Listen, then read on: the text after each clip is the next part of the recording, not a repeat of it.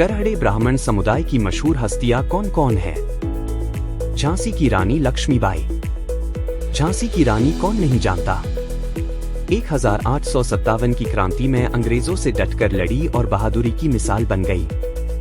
उनका वो अमर वाक्य, मैं अपनी झांसी नहीं दूंगी, आज भी हर देशवासी के दिल में जिंदा है।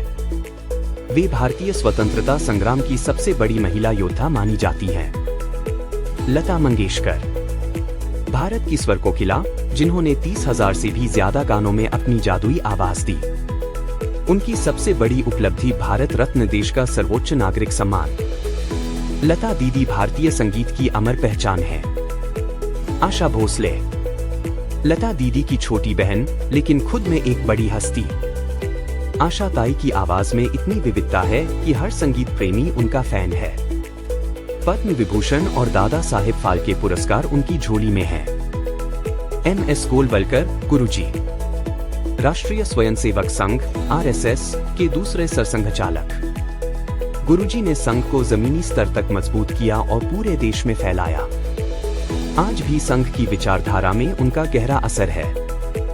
BG खेर, बॉम्बे प्रेसिडेंसी के पहले मुख्यमंत्री और आजाद भारत के प्रशासनिक ढांचे की मजबूत नींव रखने वालों में से एक। देश के शुरुआती विकास में उनकी बड़ी भूमिका रही। गणेश वासुदेव मावलंकर, भारत के पहले लोकसभा अध्यक्ष यानी भारतीय संसद के पहले नेता। भारतीय लोकतंत्र की मजबूत नींव रखने का श्रेय इन्हें भी जाता है। गोविंद बल्लभ पंत पराड़कर, उत्तर प्रदेश के पहले मुख्यमंत्री और आजाद भारत के शानदार नेता। उन्हें भारत रत्न से सम्मानित किया गया। स्वतंत्र भारत के विकास में उनकी भूमिका ऐतिहासिक रही। लक्ष्मणराव किर्लोस्कर, किर्लोस्कर ग्रुप के संस्थापक, जिन्होंने भारत में औद्योगिक क्रांति की नींव रखी। अगर आज भारत में मशीनरी की दुनिया मजबूत है तो इसका श्रेय इन्हें भी जाता है। यशवंत दिनकर पेंढारकर, मराठी के लोकप्रिय कवि, जिनकी कविताएं आज भी जनवरी से जनवरी में गूंजती हैं। भावनाओं को सीधा दिल तक पहुंचाने की कला में माहिर। अन्ना साहेब किर्लोस्कर, मराठी नाट्य संगीत के जनक, जिन्होंने रंगमंच को एक नया जीवन दिया। मराठी संगीत रंगभूमि में क्रांति लाने का सबसे बड़ा श्रेय इन्हें जाता है।